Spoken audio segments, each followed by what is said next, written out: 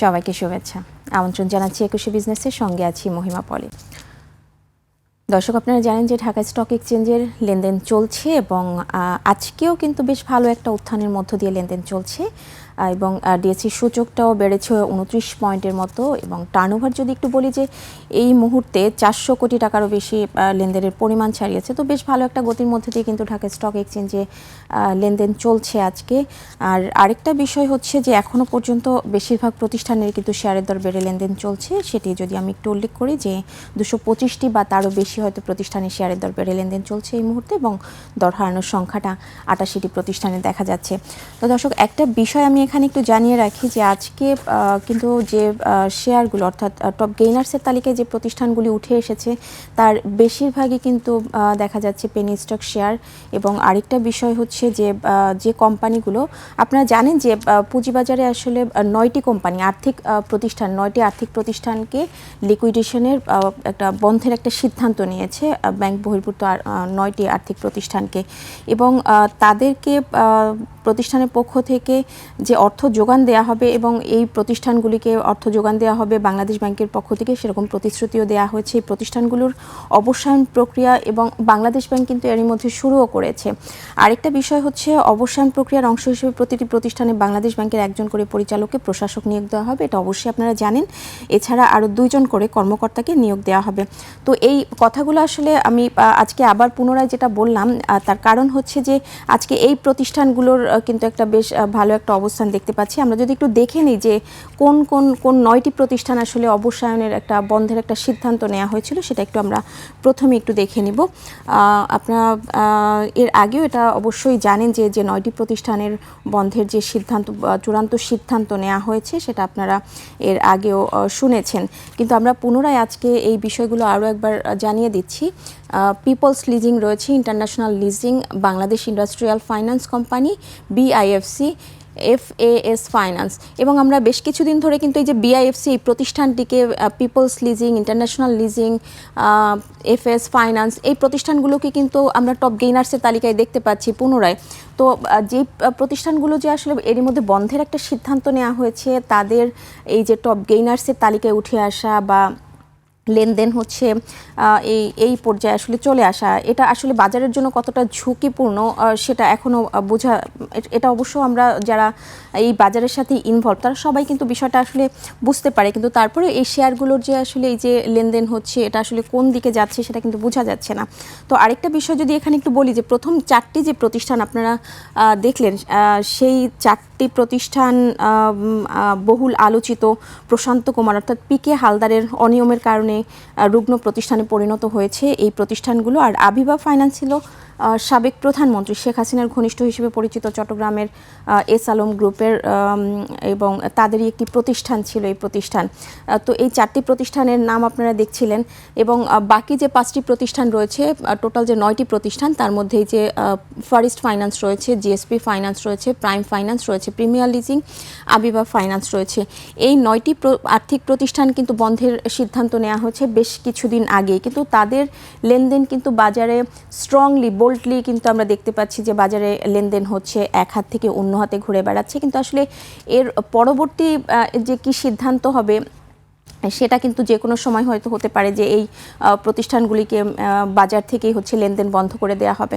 তো দর্শক, আমরা একটু ঢাকা স্টক এক্সচেঞ্জের আজকের যে লেনদেনের চিত্র সেটা একটু দেখে নিব যে ঢাকা স্টক এক্সচেঞ্জে এই মুহূর্তে সূচকের কি অবস্থান রয়েছে সেটা একটু দেখে নিব। আমি শুরুতেই যেমনটা বলছিলাম যে আজকে কিন্তু সূচকের বেশ ভালো একটা উত্থান ছিল এবং ডিএসসির সূচকটিও কিন্তু 5100 পয়েন্ট অতিক্রম করেছে, 29 পয়েন্টের মতো দর বেড়ে ডিএসসির প্রধান সূচকটি। টার্নওভারে বেশ ভালো একটা গতি দেখেছি আমরা, সূচকটি অবশ্যই দেখে নিব এবং ডিএসসির টপ ট্রেডের তালিকায় যে প্রতিষ্ঠানগুলি অবস্থান করছে সেটা একটু দেখে নিব। আমরা ডিএসসির ইন্ডেক্সের জন্য এই মুহূর্তে অবস্থান অপেক্ষা করছি, আমরা একটু দেখে নিব। কিছুক্ষণ আগেই যেমনটা বলছিলাম যে পজিটিভ ট্রেন্ডের মধ্য দিয়ে লেনদেন চলছে, এই সূচকটি 30 পয়েন্টের মতো এই মুহূর্তে বেড়ে লেনদেন চলছে, 5122 পয়েন্টে অবস্থান করছে এবং লেনদেন হওয়া প্রতিষ্ঠানগুলোর মধ্যে দর বাড়ার সংখ্যাটা আপনারা দেখতে পাচ্ছেন। 235টি প্রতিষ্ঠানের শেয়ারের দর বেড়েছে, সেখানে দর হারানোর সংখ্যা দেখা যাচ্ছে 94টি এবং অপরিবর্তিত প্রতিষ্ঠানের সংখ্যা আপনারা দেখতে পাচ্ছেন 59টি। তো বেশ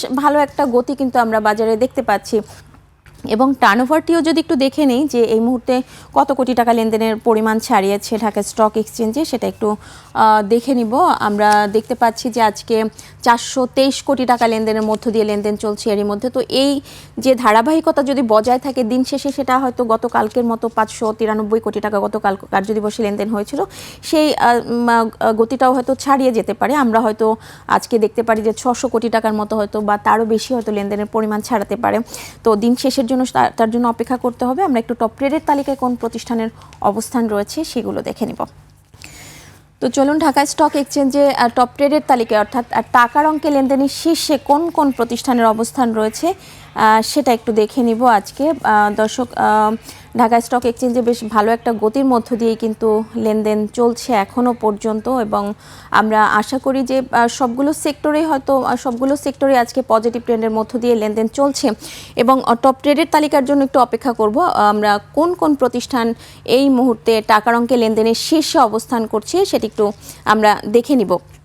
দর্শক, টপ ট্রেডের তালিকা আপনারা দেখতে পাচ্ছেন যে আজকে এই মুহূর্তে ওরিয়ন ইনফিউশন রয়েছে প্রথম অবস্থানে 17,89,00,000 টাকা, প্রায় 18 কোটি টাকা লেনদেন করে এই তালিকায় প্রথম অবস্থান রয়েছে।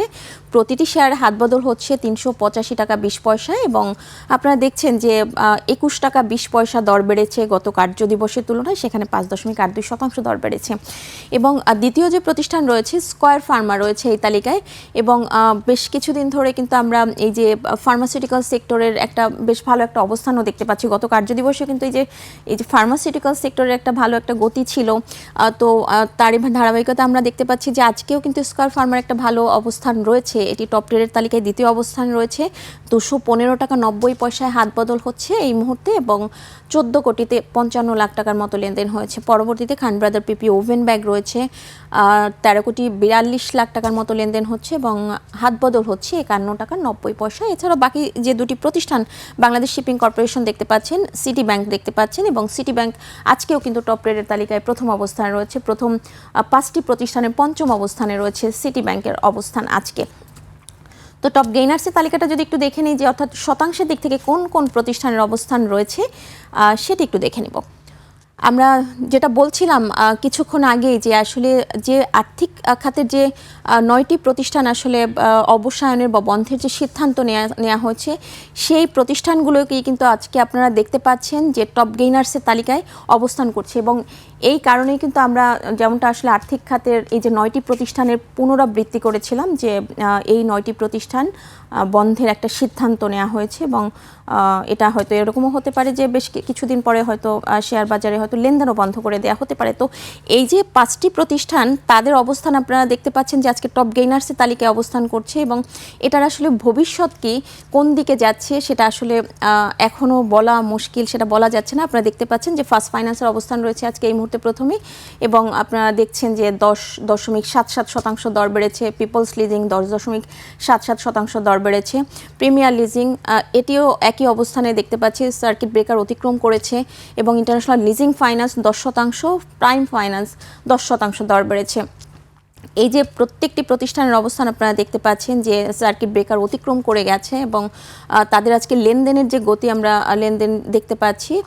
তো টপ লুজার্সের তালিকায় যে প্রতিষ্ঠানগুলির অবস্থান রয়েছে সেটা একটু দেখে নেব। দর্শক, আমরা টপ লুজার্সের তালিকায় যে প্রতিষ্ঠানগুলি রয়েছে অর্থাৎ শতাংশের দিক থেকে সবচেয়ে বেশি দর হারানো তালিকার মধ্যে এই মুহূর্তে প্রথমেই দেখা যাচ্ছে রিজেন্ট টেক্সটাইলের অবস্থান রয়েছে। রিজেন্ট টেক্সটাইল 3.3 টাকা 60 পয়সায় হাত বদল হচ্ছে প্রতিটি শেয়ারের, দর হারিয়েছে 5.26%। আইসিবি ইসলামিক ব্যাংক রয়েছে দ্বিতীয় অবস্থানে, এবং আপনারা দেখছেন যে 2 টাকা 20 পয়সায় হাত বদল হচ্ছে, 4.35% দর হারিয়েছে।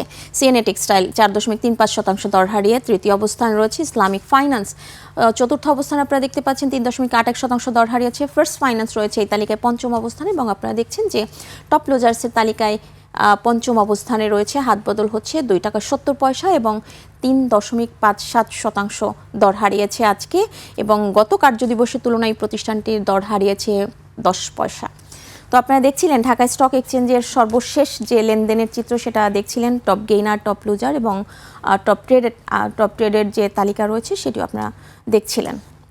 তো দর্শক, নিচ্ছে একটা বিরতি, ফিরছি একটু পরেই, ততক্ষণ সঙ্গেই থাকুন।